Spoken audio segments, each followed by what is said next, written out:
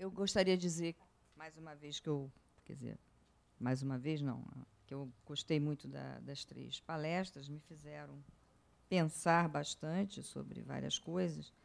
E vocês mencionaram agora um pouco, talvez a Lívia mais, o Luiz Flores, o Ricardo agora nas respostas, mas nas palestras propriamente dita, eu senti a ausência de um ator muito importante nessa discussão toda, que é o Estado. E no Brasil a gente tem um problema sério com o nosso Estado, em relação a todos os compassos e descompassos em termos de políticas públicas para qualquer coisa. Bom, e aí eu me lembrei de uma colocação sua, Ricardo, que é o seguinte: você, num determinado momento, você disse que essa nova ascensão social ela está se baseando muito, quer dizer, nós temos nova classe média, todas essas coisas todas, ela está se baseando muito em bens primários. Quer dizer, as pessoas estão adquirindo bens particulares para as suas casas. E eu tenho até aqui, com a ajuda da Letícia, com a ajuda da Fátima e da Lívia, nós temos examinado vários trabalhos de nossos alunos que estão investindo exatamente nessas chamadas novas classes médias, e a gente percebe, no último trabalho examinado, a Letícia pode até confirmar, né, quer dizer, que a casa passou a ser o centro das atenções desse consumo baseado em bens em bens privados. E que não existe um investimento em bens públicos, muito pelo contrário, existe uma precarização cada vez maior dos chamados bens públicos, e o governo e o Estado estão fazendo toda a sua propaganda política em cima exatamente disso que você apontou. E isso está se tornando um valor, né? E eu acho isso uma coisa, até certo ponto, irresponsável. Quer dizer, a grande crítica que a gente pode fazer ao governo petista é exatamente essa demagogia, essa coisa toda.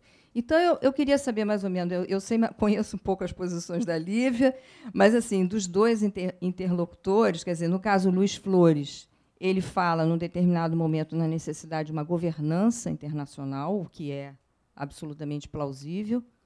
E eu acho, por exemplo, que nós temos aqui uma questão candente, inclusive para os antropólogos. Eu estou um pouco envolvida com essa questão, particularmente, que é a hidrelétrica de Belo Monte, né?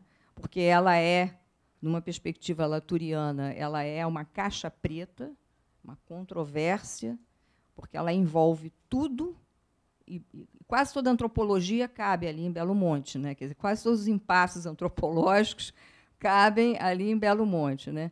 Mas os discursos são exatamente esses, quer dizer, os discursos favoráveis à hidrelétrica. O país precisa de energia por conta de um desenvolvimento, e, obviamente, o resto, né, o que vai acontecer com o meio ambiente e os custos sociais disso são irrelevantes, né? Quer dizer, os índios podem ser mortos, enfim, é a questão toda que os antropólogos, é muito sensível aos antropólogos, né? Embora eu não seja etnóloga. Então, a minha pergunta, objetivamente falando, quer dizer, como é que o Estado é pensado dentro dessas questões todas que vocês trataram, né? Quer dizer, nas micropráticas, no sentido assim mais do homem comum, do consumidor final, que a Lívia, né? Qual seria o papel do Estado, digamos assim, não é numa ingerência, né? Mas numa, digamos assim, nós fazemos. Eu, como funcionária pública, professora de uma universidade pública, eu faço pesquisas, né? Várias pesquisas que podem, digamos assim, contribuir para esse, digamos assim, mapeamento que a Lívia vem fazendo, que a Lívia também já foi professora da Universidade Pública Federal, quer dizer, então nós fazemos pesquisas que contribuem para o levantamento desses mapeamentos todos dessas práticas.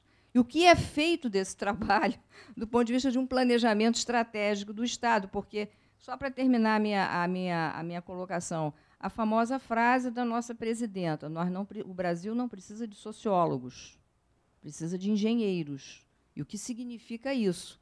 Não é, mas isso está divulgado aí em todas as redes sociais. O Brasil não precisa de mais sociólogos, precisa de engenheiros. Eu queria entender o que significa isso.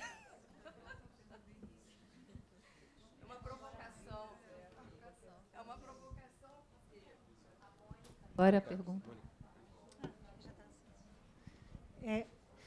Bom, a Marta já está cá. Eu queria contribuir um bocadinho para o debate, porque a Marta abriu o que é que se passa um bocadinho lá em Portugal. Eu acho que é difícil sabermos qual é a direção que está a tomar a reconfiguração de consumos neste momento, se é mais sustentável, se é menos sustentável, porque há práticas muito contraditórias neste momento.